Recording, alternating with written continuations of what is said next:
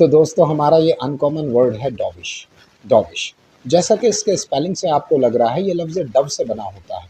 Dove असल में फाख्ता को या सफ़ेद कबूतर को कहा जाता है, जो बड़ा जेंटल नेचर का पक्षी हुआ करता है। बहरहाल ये अमन को, पीस को, शांति को सिंबलाइज करता है। ये उसका प्रतीक होता है, ये उसकी अलामत हुआ करता है। अब डव से डॉविश बना होता है तो इसका मतलब ये होता है कि डॉविश, अगर आप किसी पॉलिसी को कहते हैं कि आई फॉलो ए डॉविश पॉलिसी, तो मतलब ये होता है कि आप कन्फ्रंटेशन को नहीं चुनते हैं, बल्कि आप कॉन्सिलिएशन को चुनते हैं। मतलब ये कि आप बातचीत के ज़रिए मसला हल करना चाहते हैं, लड़ाई झगड़े के ज़रिए मसला हल नहीं करना चाहते हैं।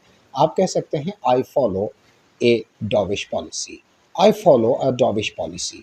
इसी तरह से अगर देशों का मामला हो कि जहाँ देश कॉन्फ्रंटेशन की पॉलिसी ना चुनना चाहते हों, बल्कि कॉन्वर्सेशन की या कॉन्सिलिएशन की पॉलिसी पर बात, डायलॉग की पॉलिसी चुनना चाहते हो, तो इस पॉलिसी को भी आप डॉविश डिप्लोमेसी या डॉविश पॉलिसी कह सकते हैं।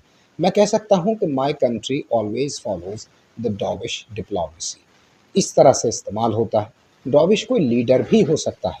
अगर आप कहते हैं कि ही इज़ ए डॉविश लीडर, तो मतलब ये होता है कि वो लीडर असल में अमन पसंद है, वो शांति चाहता है, वो कॉन्फ्रंटेशन नहीं चाहता है, कॉन्सिलिएशन चाहता है, सुलह चाहता है, लड़ाई झगड़े से मसला हल नहीं करना चाहता है। तो इस तरह से डॉविश इस्तेमाल होता है। अक्सर ये पर्सनल कॉन्टेक्स्ट में इस्तेमाल नहीं हुआ करता है।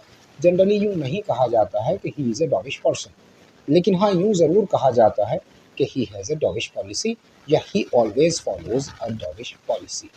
इसी तरह से डॉविश एक मनीटरी पॉलिसी भी हुआ करती है, जहाँ पैसा उधार देने के लिए थोड़ा कम इंटरेस्ट रेट लगाया जाता है।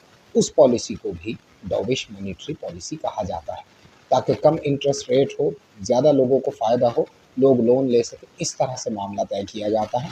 ये डॉविश मनीटरी पॉलिसी कहलाती है। मुझे उम्मीद है लफ्ज़ डॉविश आप अच्छी तरह समझ गए होंगे।